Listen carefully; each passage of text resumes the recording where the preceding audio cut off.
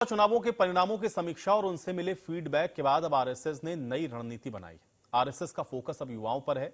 राष्ट्रीय स्वयंसेवक संघ अब युवाओं को जोड़ने के प्लान पर काम कर रहा है। इसके लिए राष्ट्रीय स्वयंसेवक संघ के सह कार्यवाहक दत्तात्रेय होसबोले ने इसके लिए फुल प्रूफ प्लान बनाया है। आरएसएस ने बदली रणनीति, युवाओं को जोड़ने की कूटनीति। आरएसएस युवाओं को दिलाएगा रोजगार। आरएसएस के मुद्दों को मिलेगी धार। लोकसभा चुनाव में मिले फीडबैक के बाद अब आरएसएस ने अपनी रणनीति बदली है। आरएसएस का फोकस अब युवाओं पर शिफ्ट हो गया है। आरएसएस अब युवाओं को जोड़ने और बेरोजगारी के दलदल से बाहर निकालने का काम करेगा। इसके लिए सभी जिलों में विद्यार्थी शाखा लगाने का प्लान बनाया गया है।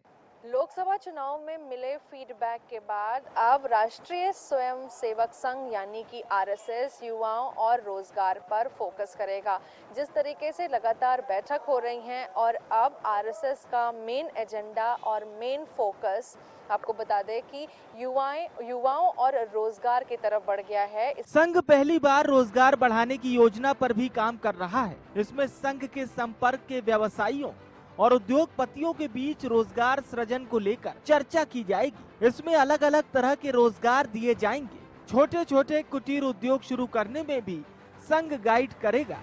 इसके लिए संघ भारत विकास परिषद जैसे संघ के सहयोगी संगठनों के माध्यम से रोजगार पर काम करेगा। लोकसभा चुनाव के बाद जो फुल फ्लेज फोकस होगा वो रोजगार और युवा होंगे और इसके लिए लगातार बैठकें हो रही हैं और एक रोड मैप तैयार किया जा रहा है कि अब रोजगारों को और साथ ही साथ रोजगार के साथ साथ युवाओं को कैसे ज्यादा से ज्यादा जोड़ा जाए। संघ की बैठक में युवा बिजनेसमैन को जोड़ने के लिए अलग से शाखा शुरू करने पर मंथन हुआ है।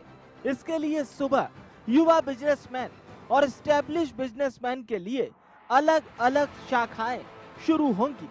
जो सुबह आ सकते हैं उन्हें सुबह बुलाया जाएगा।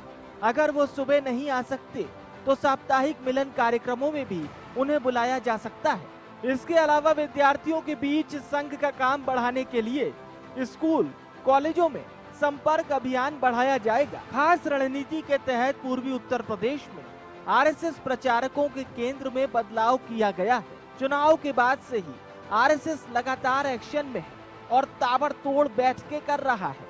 अब युवाओं को जोड़ने की रणनीति।